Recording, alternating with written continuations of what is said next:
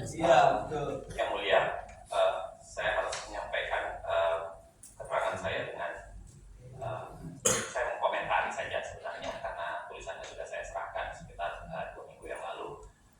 Yang kedua, saya menyatakan rasa senang saya akhirnya bisa bersidang kembali di Mahkamah Konstitusi setelah sekian lama pandemi. Ini pertama kali saya hadir secara langsung. Mudah-mudahan pandemi memang sudah berakhir. Ada 5 hal yang mulia akan saya sampaikan berkaitan dengan keterangan ahli saya. Yang pertama, saya anggap bahwa Undang-Undang Cipta Kerja yang keluar saat ini tidak memenuhi prinsip good regulatory practices. Yang kedua, ketidaktaatan konstitusional pembentuk undang-undang dalam Undang-Undang Cipta Kerja. Yang ketiga, Undang-Undang Cipta Kerja sendiri saya anggap bertentangan dengan moralitas dan constitutional values dalam Undang-Undang Dasar 1945. Yang keempat, konstitusionalitas Perpu, saya berikan catatan tersendiri. Dan yang kelima adalah bahaya dari penggunaan kegentingan dan kemendesakan yang sering dilakukan oleh negara. Yang pertama, bicara soal good regulatory practices, saya kira saya tidak akan mengulangi teori konsep yang saya yakin yang mulia beberapa di antaranya juga sudah menulis buku soal itu.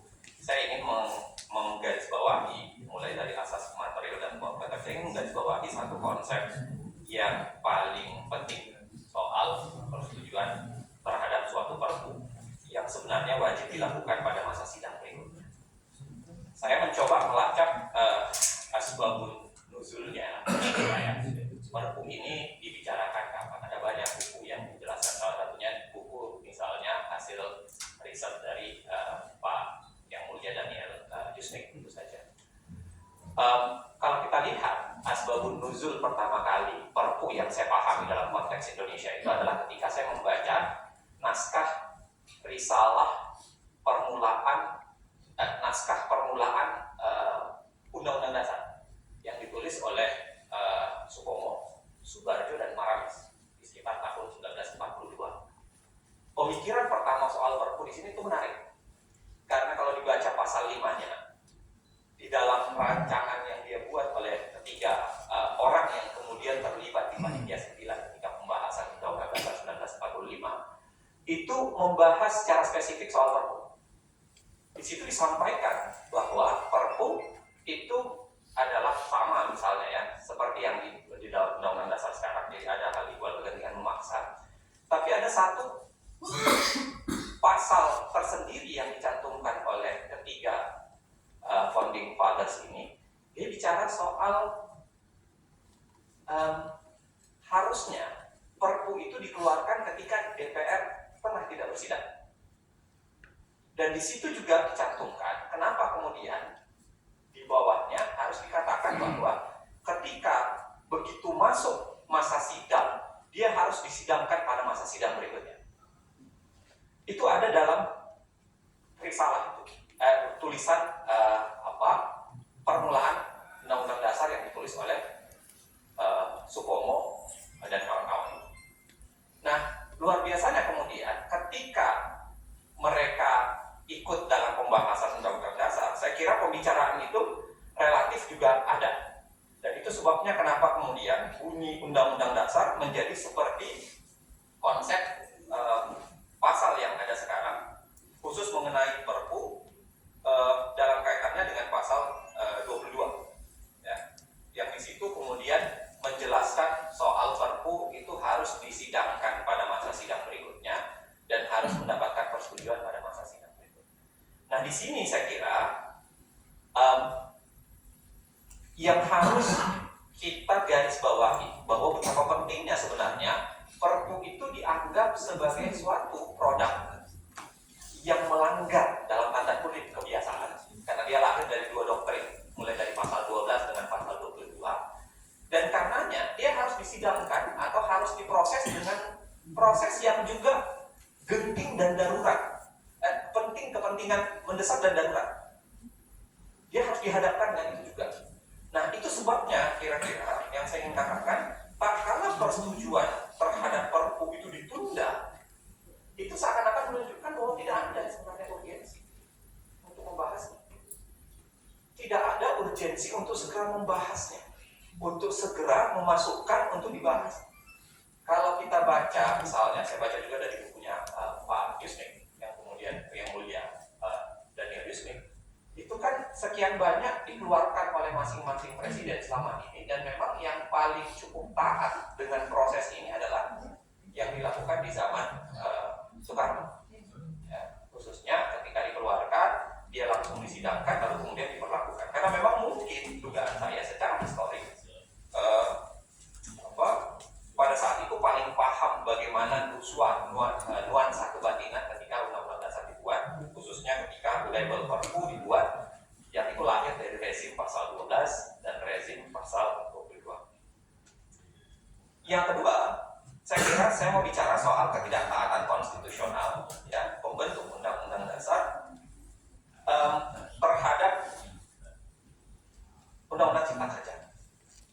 Kalau kita lihat sebenarnya, yang mulia Ibu Bapak sekalian, sebenarnya undang-undang, kalau kita compare, saya sederhana saja ya, coba kita melakukan secara sangat sederhana menggunakan Word dokumen, komparasi dokumen. Kalau kita komparasikan antara dokumen Undang-Undang Cipta Kerja dengan Perpu yang keluar dan kemudian itu diundangkan menjadi Undang-Undang Cipta Kerja, itu sebenarnya perbedaannya tipis sekali, sangat tipis, nyaris tidak banyak perbedaan substantif. Nah, maka pertanyaan paling menariknya adalah bagaimana ketaatan konstitusional ketika kita bicara soal undang-undang yang harusnya melibatkan publik secara baik, tapi kemudian kewajiban undang-undang dalam rezim hukum tata negara biasa ini digeser menjadi rezim hukum tata negara luar biasa, sehingga seakan-akan kewajiban partisipasi publik itu ditinggalkan. Seakan-akan membenarkan kewajiban partisipasi publik ditinggalkan.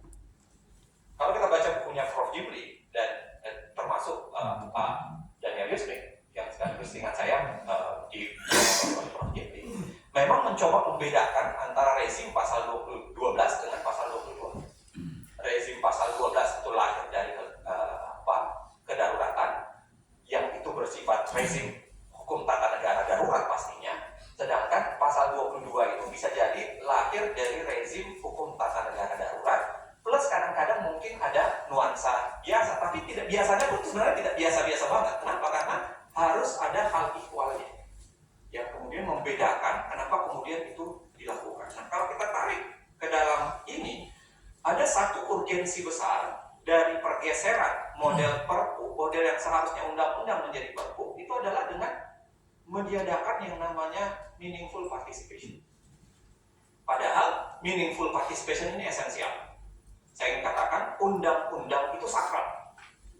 Saya termasuk yang mengatakan undang-undang itu sakral. Itu sebabnya di berbagai belahan dunia dalam proses pembuatan undang-undang itu ada proses sakralisasi. Sakralisasi, misalnya kalau di Australia, saya dulu dengan yang mulia Pak Salistra pernah ke sana juga melihat secara langsung proses penyerahan undang-undang itu pakai wig. Kalau mau diserahkan antar kamar itu pakai pedal ya. Karena itu adalah proses sakral. Nah, salah satu proses sakralnya itu adalah kewajiban untuk meminta pandangan masyarakat. Aspirasi itu menjadi penting. Kenapa? Karena itu esensinya bukan soal legislasi kok. Esensinya itu adalah soal pasal 1 Undang-Undang Dasar, yaitu kedaulatan di tangan rakyat. Maka ketika mau buat undang-undang, rakyat harus tahu dan harus dibicarakan. Yang kemudian oleh MK sudah secara luar biasa diterjemahkan sebagai meaningful participation dalam konteks right to be heard, right to be considered, dan right to be explained. Nah, sayangnya kewajiban yang harusnya ada di rezim ini itu tiba-tiba digeser menjadi seakan-akan kedaruratan atau hukum tata negara luar biasa, sehingga seakan-akan bisa menegasikan. Saya kira ini adalah hal yang tidak pas. Ya, kalau kita bicara berbagai hal yang sudah saya tuliskan bisa dibaca. Yang ketiga, saya mengatakan Undang-Undang Cipta Kerja juga melanggar constitutional values. Constitutional values di sini saya terjemahkan sebagai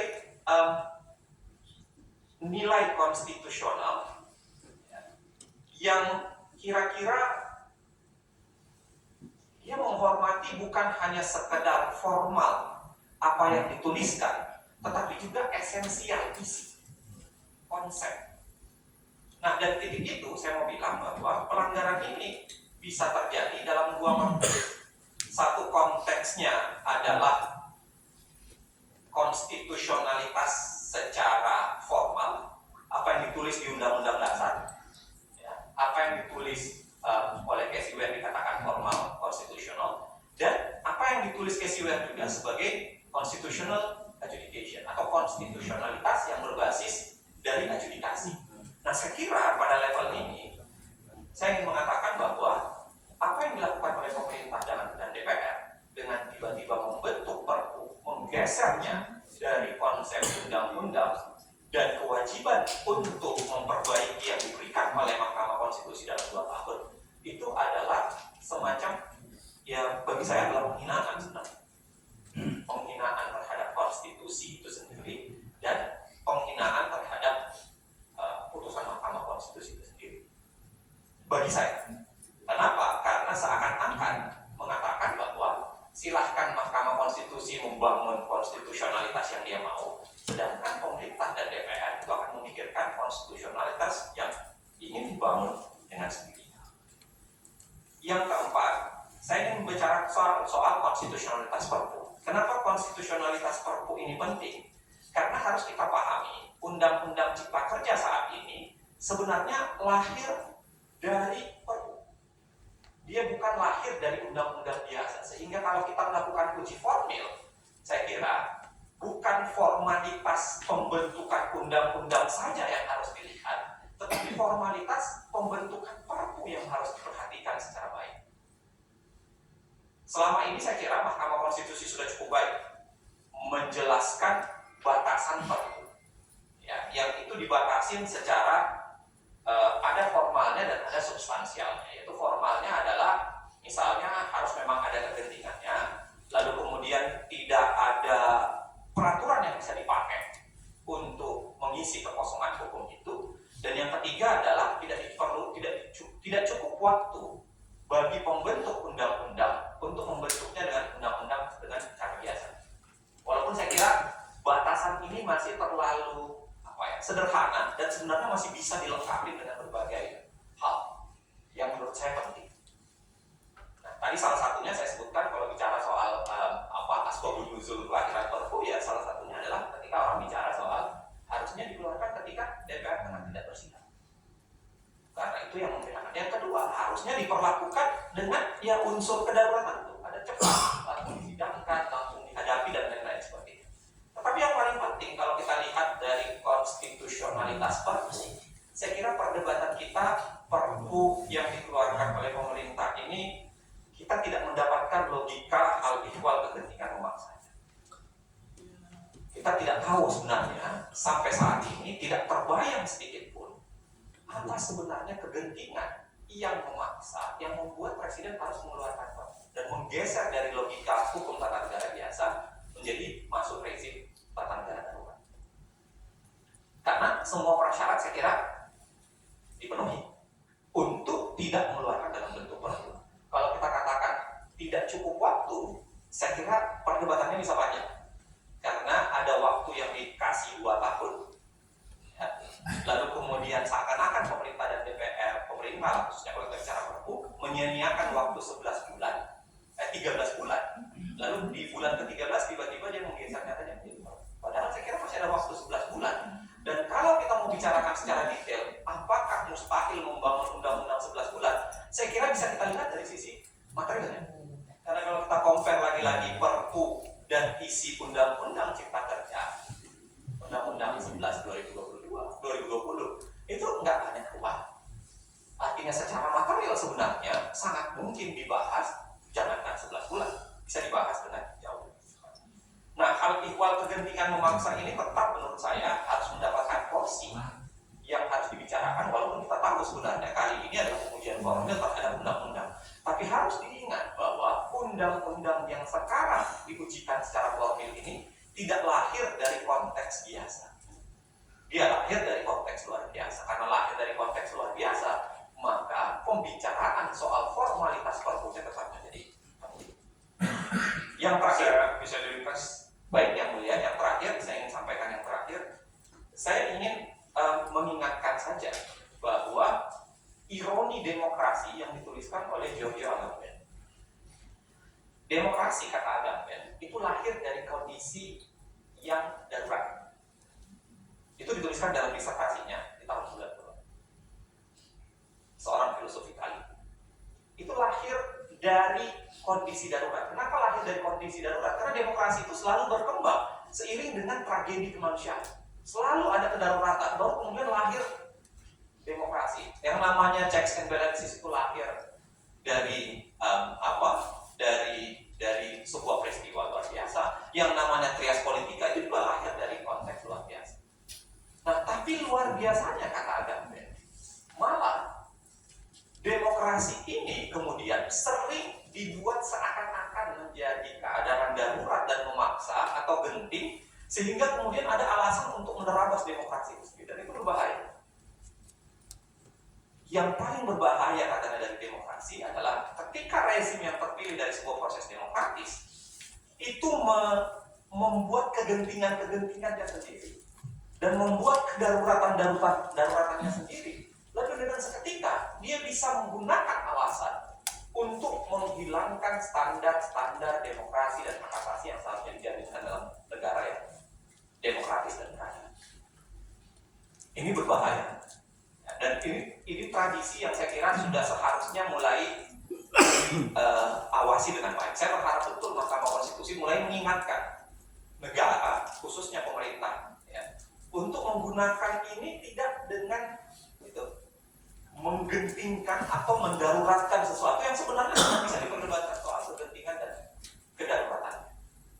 Batasan-batasan yang penting untuk itu menurut saya menjadi sangat urgent, mengingat kebiasaan ini, di mana digunakan kegentingan dan kedaruratan itu untuk menerabas prinsip hak asasi yang sebenarnya dijaminkan juga di dalam konstitusi.